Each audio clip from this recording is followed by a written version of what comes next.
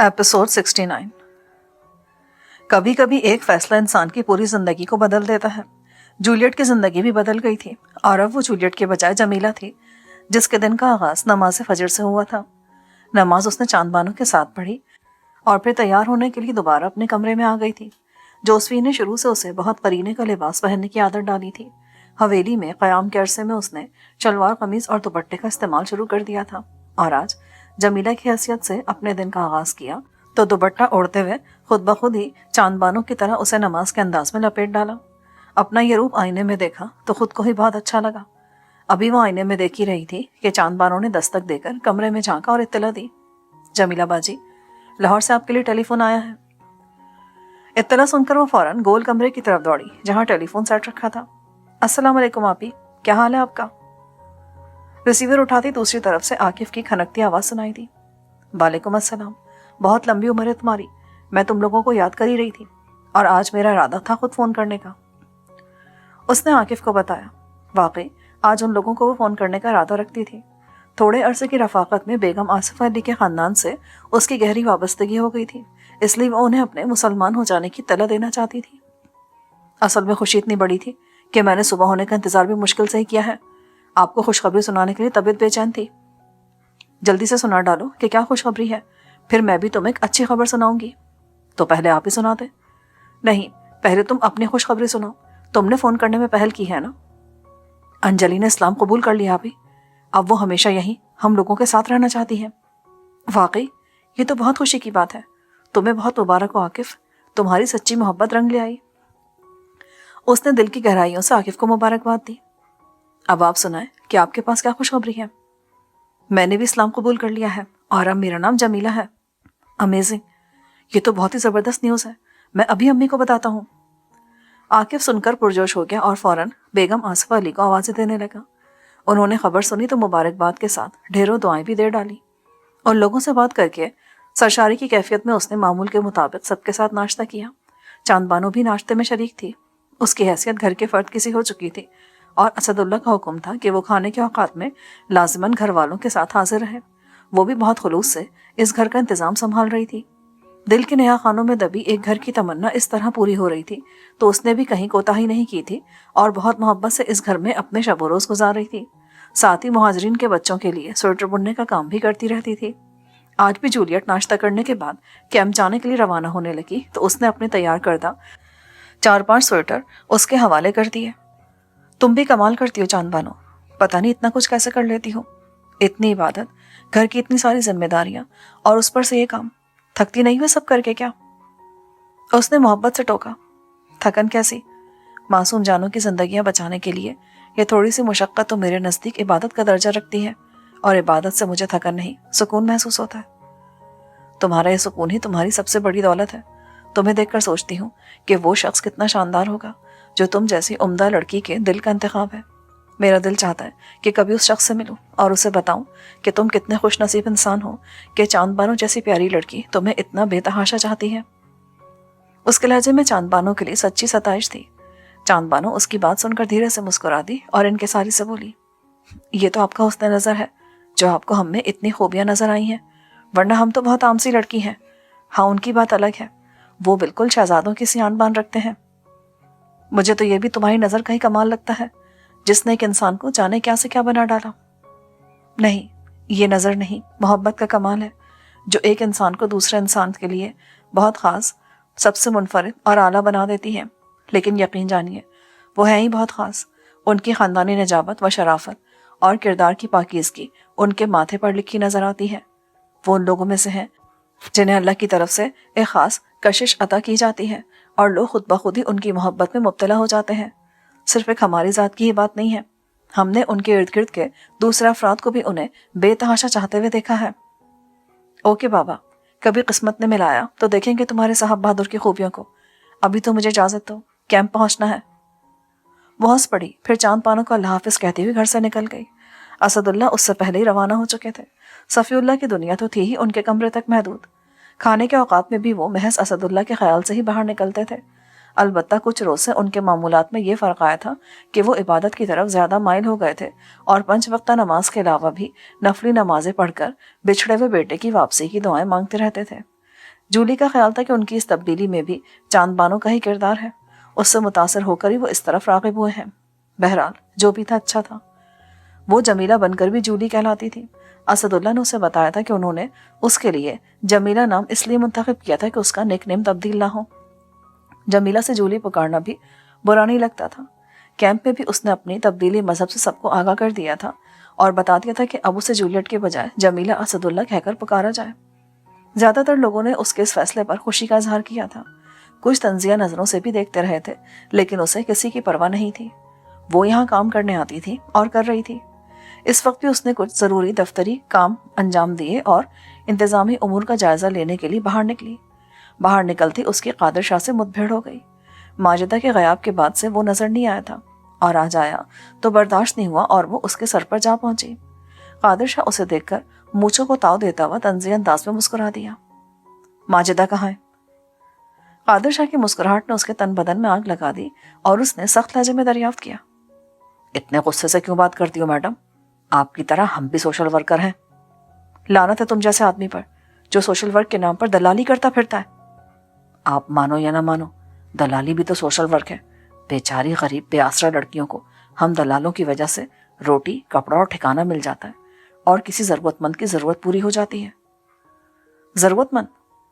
तुम अयाशों को उनकी अयाशी का सामान फराहम करने के लिए मजबूर लड़कियों को गिरासत में धकेल देते हो और उन हविस परस्तों को जरूरतमंद करार दे रहे हो। शर्म नहीं आती तुम्हें?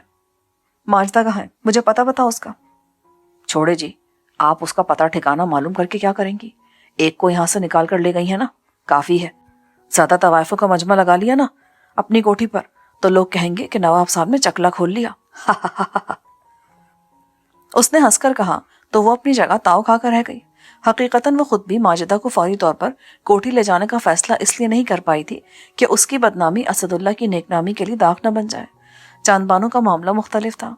उसके अंदर खैर की ख्वाहिश थी और वो मुश्किल हालात में भी इज्जत की जिंदगी जीने की जद्दोजहद कर रही थी, जबकि माजिदा ने गंदगी को अपना नसीब समझकर कबूल कर लिया था और आसाशात के हुसूल के लिए अपने तय एक आसान राह ढूंढ ली थी। आरिफ की खुदकुशी के बाद उसके अंदर कुछ बदलाव नजर आ रहा था और उसने सोचा था कि माजिदा सदमे की कैफियत से निकल आए तो उसके लिए कोई मुनासिब इंतजाम कर देगी, लेकिन उसके कुछ करने से पहले ही कादिर शाह का दाव चल गया और वो माजिदा को ले उड़ा। आप माजिदा की फिक्र छोड़े मैडम, वो तो मजे में है और बहुत बड़े आदमी के घर ऐश से रह रही है। उसने बस निकाह ही नहीं पढ़ाया, बाकी माजिदा पूरे बीवी वाले मजे कर रही है। उस बेचारे की अपनी बीवी तो किसी काम की नहीं, सुना है बीमार है और अब बिस्तर पर ही पड़ी रहती है। कुछ लोग तो ये भी बोलते हैं कि पागल शागल हो गई है, इसलिए मियाँ कमरे में बंद करके रखता है। अब बात जो भी हो, आदमी को औरत की जरूरत तो है ना, और मैंने माजिदा को वहां पहुंचाकर उसकी जरूरत पूरी कर दी तो क्या बुरा किया? यही तो सोशल वर्क है। कौन है वो आदमी? नाम बताओ मुझे उसका।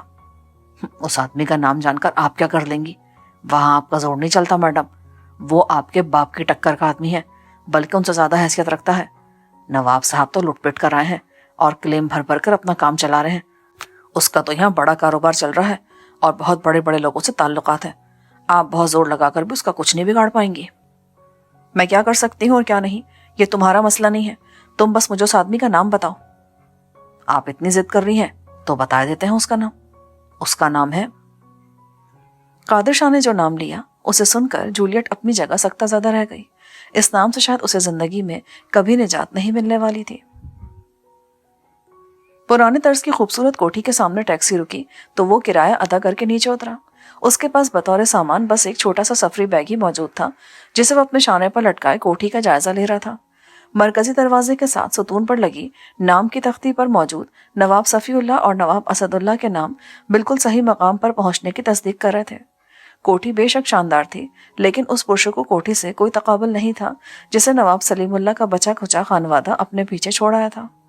उसने पल भर के तौक़ुफ़ के बाद घंटी के बटन पर हाथ रखा तो उसकी उंगलियों में कपकपाहट थी।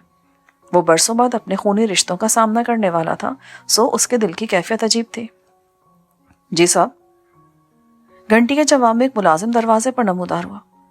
मुझे नवाब असदुल्लाह और नवाब सफ़ीउल्लाह साहब से मुलाकात करनी है। माफ़ी चाहता हूँ जनाब, नवाब असदुल्लाह साहब तो इस वक्त कोठी पर तशरीफ़ नहीं रखते और नवाब सफ़ीउल्लाह साहब गोशा नशीन है। वो चंद मखसूस अहबाब के अलावा किसी से मुलाकात को पसंद नहीं फरमाते। हैदराबाद दक्कन छूटा था तो उन खानदानी मुलाजमीन का साथ भी छूट गया था जो नस्लों से हवेली में खिदमत अंजाम दे रहे थे और जिनमें से बेशतर ने हवेली पर होने वाले बलवे में अपनी जानें कुर्बान कर दी थीं। लेकिन ये मुलाजिम भी मुहज्जिब और समझदार मालूम होता था जो बहुत अदब से उसके साथ गुफ्तगू कर रहा था। आप नवाब साहब को मेरा नाम बता दें, शायद वो मुझे शर्फ मुलाकात अता करना पसंद फरमाए। जी बिल्कुल, आप अपना तारुफ करवा दीजिए। नवाबजादा मुहिबुल्लाह। उसने मुलाजिम को फ़कत अपना नाम बताया, लेकिन वो नाम सुनकर ही चौंक गया। नाम में उस खानदान के नामों की मुमासलत थी जिनकी खिदमत पर वो मामूर था। उसने एक बार फिर अपने सामने खड़े शख्स का जायजा लिया। वही रोशन दमकती हुई पेशानी और ज़हीन आंखें थी जो उसे अपने मालिकों की शख्सियत का खास जुज़ लगा करती थीं। इस बार उसने नौवारिद के वजूद से लिपटी हल्की सी गर्द और ढेरों थकन को भी महसूस कर लिया और जान लिया कि ये शख्स लंबी मुसाफत तय करके आया है और इसे यूं दरवाजे के बाहर खड़े रखना कुछ मुनासिब अमल नहीं है। इसलिए वो अदब से बोला, आप अंदर आकर मेहमान खाने में तशरीफ रखिए जनाब, मैं नवाब साहब को आपकी आमद की इत्तला देता हूँ। मुलाजिम ने पीछे हटकर उसे अंदर आने का रास्ता दिया और फिर उसे अपने साथ लेकर कोठी के खूबसूरत से ड्राइंग रूम में पहुंचा दिया। एक दबी सोफे पर बैठकर उसने ड्राइंग रूम का जायजा लिया। आराइशी अशिया की भरमार नहीं थी, लेकिन जो कुछ था उससे सजाने वाले की आला ज़ौक़ी का मुजाहरा हो रहा था। उसे वहां बैठे मुश्किल से 1 मिनट ही गुजरा होगा कि एक मुलाजिम ठंडे मशरूब का गिलास ले वहां चला आया। उसके दिल की कैफियत बहुत उथल पुथल थी और हलक में कांटे से पड़ रहे थे। चनाचे खुद को संभाला देने के लिए उसने गिलास होठों से लगा लिया और 2-3 सांसों में ही सारा मशरूब पीकर खाली गिलास मेज पर रख दिया। उसी पल ड्राइंग रूम का दरवाज़ा जोरदार आवाज़ के साथ खुला और कोई बहुत तेज़ी के साथ अंदर आया। उसने भी फौरी तौर पर अपनी जगह छोड़ दी। अंदर दाखिल होने वाला शख्स गोमाजी के मुकाबले में बहुत तब्दील हो गया था और वक्त से ज़्यादा सदमात के असर ने उसे बूढ़ा कर दिया था। लेकिन वो कैसे शनाख्त ना करता कि ये उसके वालिद नवाब सफ़ीउल्लाह हैं। अब्बा जान, ये पुकार कर वो तेजी से उनकी तरफ लपका और अगले ही पल वो एक दूसरे के गले लगे धुआंधार आंसू बहा रहे थे। हिचकियों और सिसकियों के बीच सफ़ीउल्लाह कुछ बोलने की कोशिश भी करते थे। शायद वो उससे उसकी बेरुखी पर शिकवा कना थे या फिर खुद पर गुजरी गम व अलम की दास्तान सुनाना चाहते थे। बेपना जज्बाती कैफियत के बायस उनकी कोई बात वाज़ेह नहीं थी, लेकिन वो कैसे ना समझता कि वो क्या कह रहे थे। उसे अपना जुर्म भी कबूल था कि उसने उन्हें इतनी तवील जुदाई का दुख देकर उनके साथ ज्यादती की थी और वो उनका शरीके गम भी था कि जो कुछ उन्होंने खोया था वो सिर्फ उन्हीं का नुकसान नहीं था और ख़ुद उसके दिलो दिमाग से उन कब्रों की तस्वीरें नहीं निकलती थीं जिन्हें उसने हैदराबाद के कब्रिस्तान में तवील कतार की सूरत में देखा था। चनाचे वो भी उनके साथ रोता जाता था और उनसे माफ़ी तलब करने के साथ साथ अपने प्यारों के लिए तड़पता जाता था। सफ़ीउल्लाह के पीछे ड्राइंग रूम तक आने वाला मुलाजिम इस सूरत हाल पर कुछ देर तक तो अंगुश्ते बदंदा खड़ा रहा, फिर दौड़कर चांदबानो को इत्तला देने अंदर जनान खाने का रुख किया। चांदबानो ने उसकी जुबानी मुहिबुल्लाह की आमद की इत्तला सुनी तो खुद भी चौंक गई और तेजी से ड्राइंग रूम का रुख किया। जूली और असदुल्लाह की गैर मौजूदगी में वो इस सूरत हाल पर अपने शानों पर भारी जिम्मेदारी महसूस कर रही थी और उसे खदशा था कि ये अचानक खुशी नवाब सफ़ीउल्लाह के लिए खतरनाक साबित ना हो। वो ड्राइंग रूम के खुले दरवाजे पर पहुंची तो उसे अपना खदशा हकीकत का रूप धारता महसूस हुआ। उसने देखा कि आने वाला नवाब सफ़ीउल्लाह को सहारा देकर एक सोफे पर लेटा रहा है। उस शख्स की उसकी तरफ पुश्त थी, इसलिए वो उसकी शक्ल नहीं देख पाई, लेकिन फिर भी ना जाने क्यों उसके दिल की धड़कन तेज हुई और उसने अपने अतराफ में कोई मानूस सी महक महसूस की। उसने सर को झटक कर खुद को इस कैफियत से निकाला और कदरे तेज लहजे में बोली, नवाब साहब को क्या हुआ है? कुछ नहीं, बस जरा जज्बाती दबाव का शिकार हो गए हैं, अभी संभल जाएंगे, जरा पानी मंगवा दीजिए। उसने मुड़े बगैर जवाब दिया और अपने हाथों से नवाब साहब के तलवे सहलाने लगा। चांदबानो, जिसकी धड़कनों ने पहले ही शोर मचाना शुरू कर दिया था, आवाज सुनकर साकित रह गई। वो जो रोए रोए में बसता था, उसकी आवाज वो क्यों कर शनाख्त ना कर पाती। उसके दिल ने तो पहले ही मरहले पर उसकी आमद की इत्तला दे दी थी, बस वही दिल को झुठलाने में लगी थी, लेकिन अब तो झुठलाने की गुंजाइश भी नहीं रही थी। वो अपनी जगह खड़ी की खड़ी रह गई, लेकिन मुस्तैद मुलाजिम ने पानी से भरा जग और ग्लास फौरन पेश कर दिया। थोड़ा सा पानी पी लीजिए अब्बा जान। चांदबानो वही नर्म और मेहरबान आवाज सुन रही थी जो उसके दिल के तारों को छेड़कर उसे नगमा मोहब्बत गुनगुनाने पर मजबूर करती थी। अब उसे उस शख्स का जरा सा बाया रुख भी नजर आ रहा था। लीजिए, पानी पी लीजिए थोड़ा सा। वो नवाब साहब को सहारा देकर ग्लास उनके होठों से लगा रहा था। उन्होंने एक घूंट पानी पिया और सर पीछे हटाकर यूं हाँफने लगे जैसे बहुत लंबी मुसाफत तय करके आए हों। किसी डॉक्टर को बुलवाएं, इन्हें डॉक्टर की जरूरत है। اس نے ایک پل کے لیے بھی صفی اللہ کے چہرے سے نظریں نہیں ہٹائی تھی۔ یہ تو اسے معلوم تھا کہ اس کے اطراف کچھ لوگ ہیں، لیکن اس نے پلٹ کر ان میں سے کسی کو دیکھنے کی زحمت نہیں کی تھی۔ اسے یہی گمان ہوگا کہ اس کے اطراف گھریلو ملازم موجود ہیں اور وہ اس وقت اپنے باپ کے سوا کسی کی صورت دیکھنے کا خواہش مند نہیں تھا۔ در حقیقت اس کی نظریں ان کے چہرے سے ہٹتی ہی نہیں تھیں اور وہ اپنے دل میں حیران ہوتا تھا کہ آخر اتنے برس وہ ان کے دیدار کے بغیر کیسے جی لیا۔ چاند بانو نے اس کی اس کیفیت کو پوری طرح محسوس کیا اور ایک بار پھر وہی چاند بانو بن گئی جسے اپنی ہر تکلیف، حاجت اور جذبے سے بڑھ کر اپنے محبوب کی خوشی اور رضا پیاری تھی۔ وہ تیزی سے حرکت میں آئی اور ٹیلی فون سیٹ کی طرف دوڑی۔ اس کوٹھی میں اسے افراد خانہ کسی حیثیت حاصل تھی اور اس کے علم میں تھا کہ ٹیلی فون کے ساتھ رکھی سیاہ جلد والی چھوٹی سی ڈائری میں ڈاکٹر سمیت کئی اہم افراد کے ٹیلی فون نمبر لکھے ہیں۔ اس نے تیزی سے نواب صفی اللہ کے ذاتی معالج کا نمبر ملا کر ان سے جلد از جلد کوٹھی پہنچنے کی درخواست کی اور پھر اپنے کمرے کی طرف دوڑی۔ ڈاکٹر کی آمد سے قبل وہ شکرانے کے نفل ادا کر لینا چاہتی تھی۔ اس کے رب نے اس کی دعاؤں کو شرف قبولیت عطا کر کے اسے اس کے محبوب، اس کے فاروق کے سلامتی کی خوشی عطا کر دی تھی، تو وہ اس کے حضور شکرانہ ادا کرنے میں بھلا کیوں تاخیر کرتی؟ آنسو بہاتی آنکھوں سے اپنے رب کا شکر ادا کرتے ہوئے اس نے اس کے حضور فاروق کی خوشیوں کو دوام دینے کی بھی درخواست پیش کر دی۔ وہ بہت ذہین اور معاملہ فہم لڑکی تھی، اس لیے اسے حساب کتاب لگانے میں دیر نہیں لگی کہ فاروق اور محب اللہ ایک ہی شخصیت کے دو روپ ہیں۔ اس کا دل پہلے ہی گواہی دیتا تھا کہ فاروق اڈے کا پروردہ کوئی عام سا شخص نہیں ہے، وہ اسے کسی شہزادے کی مانند دکھائی دیتا تھا۔ اور آج تصدیق ہو گئی تھی کہ وہ نواب سلیم اللہ کے خاندان کا چشم و چراغ تھا جو حالات کے جبر کے ہاتھوں اڈے تک پہنچ گیا تھا، لیکن اڈے پر رہ کر بھی اس کی خاندانی نجابت و شرافت پر کوئی داغ نہیں لگنے پایا تھا اور وہ سب کے درمیان رہ کر بھی سب سے جدا، سب سے منفرد نظر آتا تھا۔ طویل نماز اور دعا سے فارغ ہو کر وہ اپنے کمرے سے باہر نکلی اور ملازمین سے حالات دریافت کیے تو علم ہوا کہ ڈاکٹر نواب صاحب کو دیکھ کر جا چکا ہے اور اب وہ سکون آور دوا کے زیر اثر اپنی خوابگاہ میں سو رہے ہیں۔ فاروق کے بارے میں بھی اسے علم ہوا کہ وہ بھی انہی کی خوابگاہ میں ہے۔ نماز اور دعا کے مراحل سے گزر کر اس کے اندر ٹھہراؤ کسی کیفیت پیدا ہو گئی تھی اور وہ خود کو اچھی طرح سنبھال چکی تھی، اس لیے بہت وقار سے حالات کا سامنا کرنے کے لیے تیار تھی۔ نواب صفی اللہ کی خوابگاہ کا رخ کرنے سے قبل اس نے ندرت جہاں کی خوابگاہ میں جھانکا۔ وہ پرسکون نیند میں تھی اور ان کی خدمت کے لیے معمور نرس ایک کرسی پر بیٹھی کسی کتاب کے مطالعے میں مصروف تھی۔ وہ دبے قدموں وہاں سے پلٹ آئی اور نواب صفی اللہ کے کمرے کی طرف بڑھی۔ اندر داخل ہونے سے قبل اس نے دروازے پر مدھم سی دستک دی اور پھر دروازہ بے آواز کھول کر اندر آئی۔ کرسی پر بیٹھا فاروق دستک کی آواز پر دروازے کی طرف متوجہ ہو چکا تھا۔ کھلے دروازے سے چاند بانو کو داخل ہوتے دیکھ کر وہ بری طرح چونکا اور حیرت کی زیادتی کے باعث اپنی جگہ سے اٹھ کر کھڑا ہو گیا۔ چاند بانو، تم یہاں؟ آداب، تسلیمات، پر آپ یہاں کیسے؟ یہ سوال تو ہم بھی آپ سے کر سکتے ہیں نا؟ بالکل، لیکن اس سوال کا جواب ذرا طویل ہے، تمہیں پوری داستان سننی پڑے گی۔ اس کے لبوں پر پھیکی سی مسکراہٹ پھیل گئی۔ ہماری طرف بھی کچھ ایسی ہی صورتحال ہے۔ ہم یہاں اپنی موجودگی کا سبب بتانے بیٹھے تو صاحب کے آرام میں خلل آنے کا اندیشہ ہے۔ بہتر ہوگا کہ ہم کسی اور کمرے میں بیٹھ کر ایک دوسرے کو اپنی اپنی داستان سنائیں۔ چلیے۔ اس نے فقط ایک لفظ میں چاند بانو کی تائید کی اور وہ دونوں آگے پیچھے چلتے ہوئے نواب صفی اللہ کی خوابگاہ سے باہر نکلے۔ باہر آ کر چاند بانو نے ایک ملازم کو نواب صاحب کا خیال رکھنے کی تاکید کی اور اسے لیے آگے بڑھتی چلی گئی۔ وہ چاند بانو کا انداز اور اعتماد دیکھ رہا تھا۔